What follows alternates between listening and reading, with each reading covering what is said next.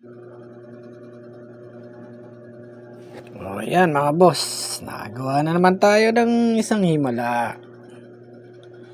Yan, Tecno Spark 70 jumper, not charging. Yun, hindi po siya nagcha-charge. Ang findings ay papalitan na ng LCD. Ayan, napagana pa po natin.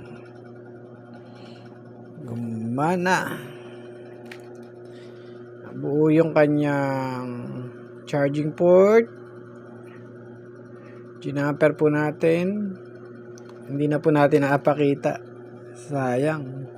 Sekretong malupit pa naman. Ayan. Naswerte naman. Ito ay sinukuhan ko na. Ayoko na. Ayun, buti na lang. May YouTube. Nakita ko sa YouTube. Thank you YouTube. Nakita ko siya.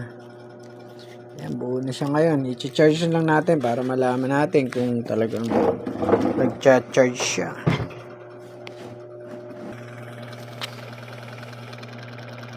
Ayan mga boss. May lock siya. May lock.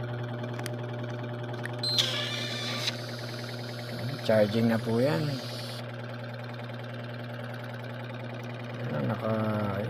Madilim ang kanyang paligid. Ayan, kita niyo po ba? Okay. Yan yung sikretong malupit. Nasa huling video po, tapusin nyo kung paano ko ginamper yung sa charging ano niya to motherboard. Yan lang po. Tapusin nyo yung video nang makita nyo kung ano yung ginawa ko sa cellphone na to para siya ay mag-charge. Lock natin. Sige po, tapusin nyo yung video para makita yung kung paano ko napacharge tong cellphone. Salamat po. Ayan po, kininek natin dyan sa yung capacitor na yan. Ayan yung iniispatan ko na yan. Ayan ko kung ano yan. Ako po ay si Mr. Tech Chamba DIY dahil kay YouTube. Ayan, nagawa po natin isang cellphone Tecno Spark 70. Napakaingay naman ni Doggy.